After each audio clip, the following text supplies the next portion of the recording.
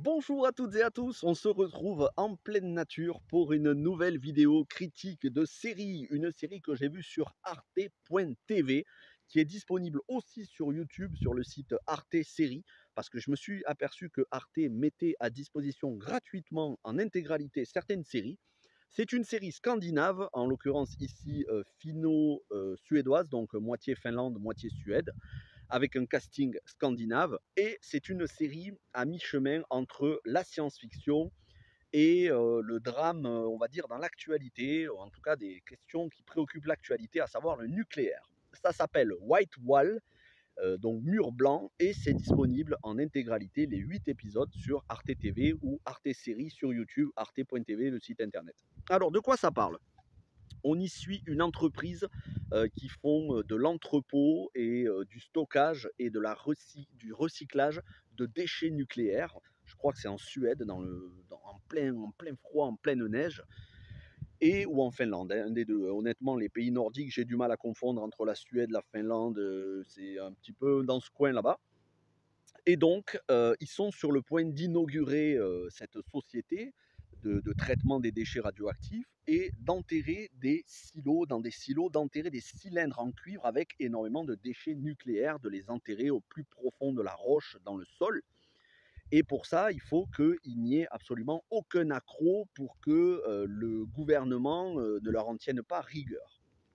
Et pendant ce temps-là, au même moment où ils sont en train de creuser au plus profond de la roche, à presque 1 kilomètre de profondeur, ils vont découvrir un étrange mur blanc derrière une paroi rocheuse où il va y avoir une explosion qui va faire quelques morts et quelques blessés parmi les employés donc, de cette entreprise.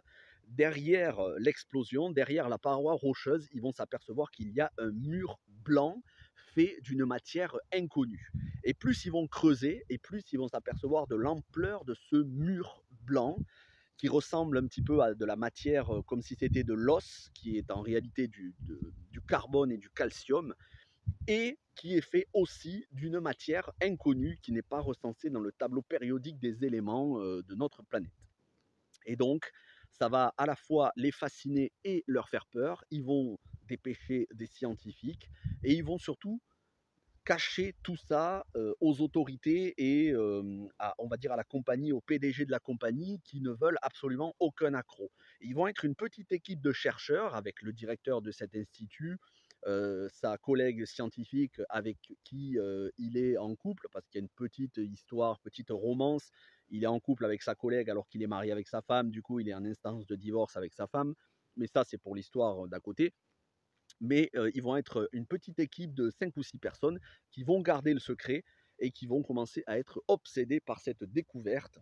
Et cette découverte, ce mur étrange, semble être creux, il semble y avoir quelque chose derrière, ça semble contenir quelque chose de mystérieux, et ça va les obséder, et surtout ça va influer sur leur comportement, notamment sur le comportement d'un enfant, le fils de la scientifique, mais aussi sur un autre mineur qui creuse, un autre employé qui est qui cherche, qui fait des mines, un mineur dans le sens où il creuse la mine, et ça va influer sur leur comportement.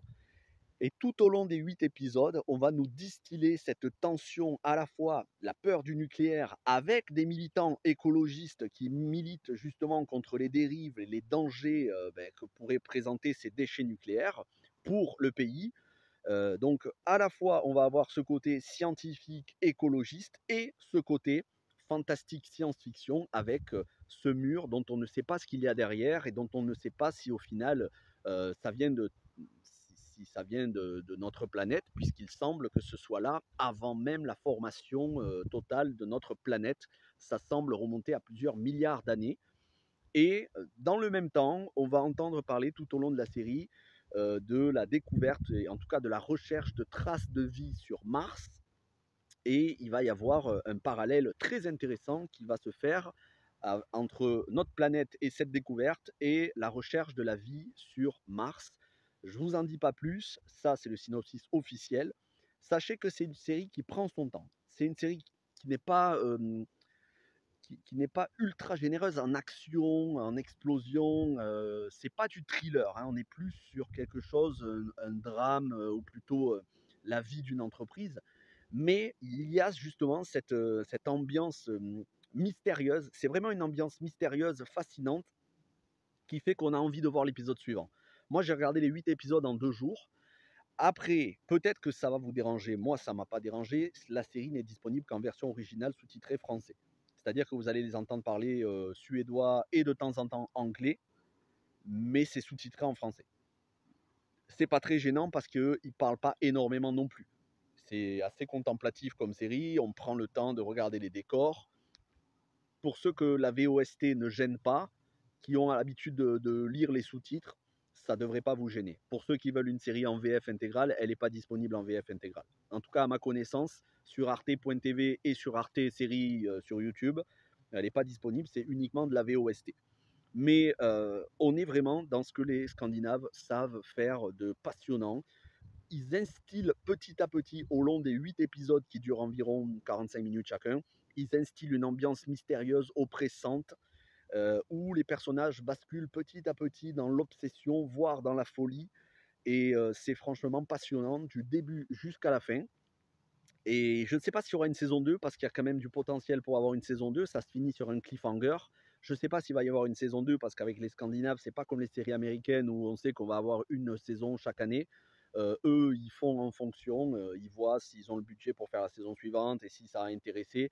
Mais j'espère que cette série va rencontrer du succès parce que la fin est vraiment excellente et vous laisse un cliffhanger final qui va vous surprendre.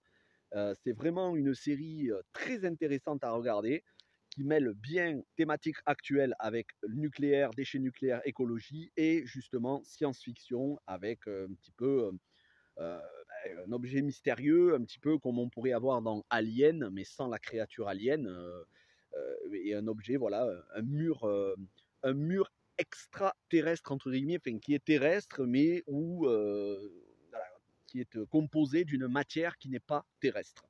Et ça va vous réserver des surprises tout au long des épisodes.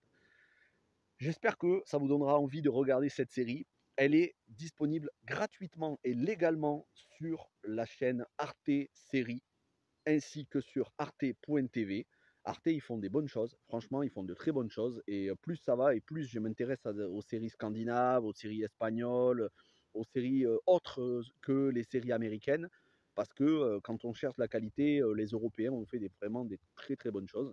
Donc si ça vous intéresse, regardez White Wall. C'est tout ce que j'avais à vous dire pour cette vidéo. On se retrouvera pour d'autres critiques et je m'en vais vous préparer une autre vidéo alors que je suis en pleine campagne. J'en profite pour vous enregistrer quelques vidéos. Merci à toutes et à tous et n'oubliez pas, demain soir, donc ce vendredi soir, on se retrouve pour la trilogie Cloverfield à 21 h en live sur la chaîne. Merci à toutes et à tous, portez-vous bien et ciao tout le monde.